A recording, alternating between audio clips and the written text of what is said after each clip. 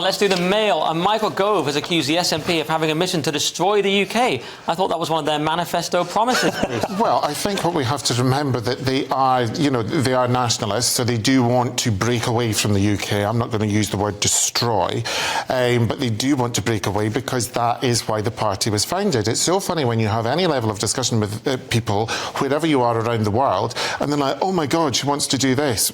Nicola, when she was in power, and it's like, well, yeah, that's what she has wanted for ages, in which to break away. But basically, what he has said through the COVID thing, that basically she was politicising it for her own game in which to push through independence. And it's also come to light, now I don't know if this is true or not, that Nicola was quoted at the Times, the 12th of September 2021, we must beat COVID before we fight for independence. However, what is being reported now is, during part of these COVID meetings and WhatsApp groups and stuff, there was a move in which to push forward independence.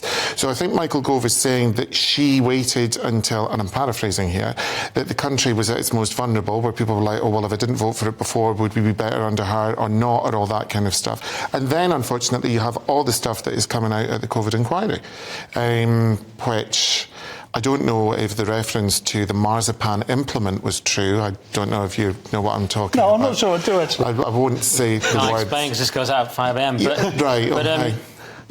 What bothered me about this, Gove is absolutely right.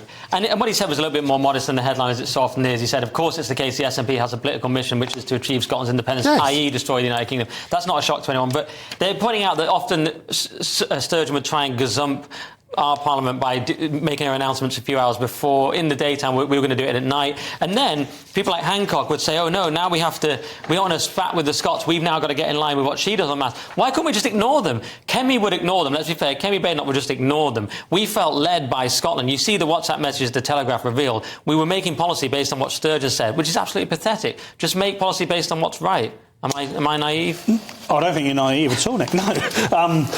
She was riding high at this point. If you think about the moment in time in 2020 where Boris Johnson rode in on a massive majority, this really would have worked in the SNP and Nicola Sturgeon's favour, and she did capitalise upon this. She's Fagan-esque to me. She's always picking the pocket. She's got one policy, and that's independence. That's all they've ever run on. And then they would pick policies out of left-wing pockets that were popular in a cynical way to garner and buy extra favouritism.